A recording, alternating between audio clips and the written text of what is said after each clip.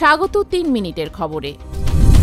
জাগো বাহে তিস্তা বাঁচাই এ স্লোগানে তিস্তা নদীর পানির ন্যায্য হিস্সা আদায় এবং তিস্তা মহাপরিকল্পনা দ্রুত বাস্তবায়নের দাবিতে চলছে ৪৮ ঘণ্টার অবস্থান কর্মসূচি।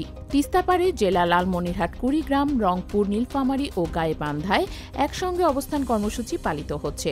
সোমবার দুপুরে কর্মসূচির উদ্বোধন করেন বিএনপির মহাসচিব মির্জা ফখরুল ইসলাম আলমগীর।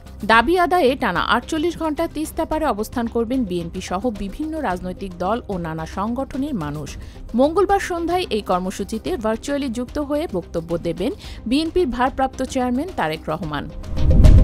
মৎস্য ও প্রাণী সম্পদ উপদেষ্টা ফরিদা আক্তার জানিয়েছেন, রোজার মাসে ঢাকার ২৫টি স্থানে কম দামে দুধ, ডিম ও মাংস বিক্রি করা হবে।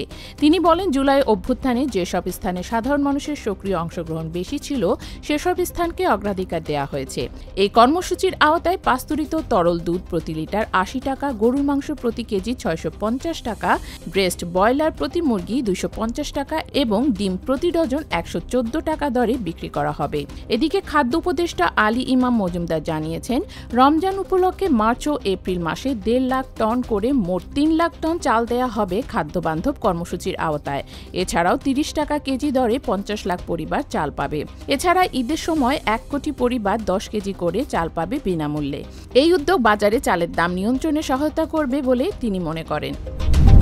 বান্দরবানের লামা উপজেলার ফাঁসিয়াখালীর দুর্গম মুরুংঝিরি থেকে রাবার বাগানের ২৬ শ্রমিককে অপহরণ করেছে সশস্ত্র সন্ত্রাসীরা। অপহরণকারীরা শ্রমিকদের জন্য মুক্তিপণ দাবি করেছে।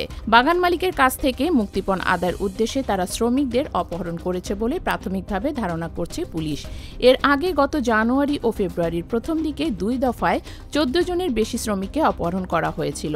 স্থানীয়রা জানান, রবিবার সকাল ১০:৩০টার দিকে ফাঁসিয়াখালী ইউনিয়নের মুরুংঝিরি এলাকা থেকে ওই শ্রমিকদের ধরে নিয়ে যায় অপহরণকারী। পরে বাগান মালিককে ফোন করে প্রত্যেক শ্রমিকের জন্য ৫০,০০০ টাকা করে মোট ৬ লাখ টাকা মুক্তিপণ দাবি করা হয়েছে।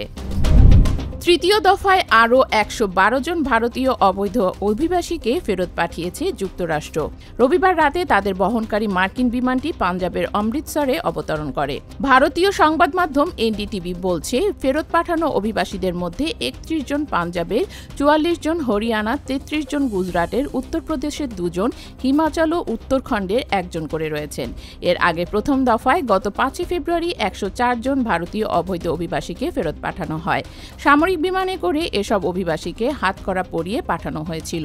গত শনিবার দ্বিতীয় দফায় ১১৬ ভারতীয়কে ফেরত পাঠানো হয়। তাদের সঙ্গেও একই আচরণ করা হয়েছে বলে ভুক্তভোগীরা অভিযোগ করেছেন।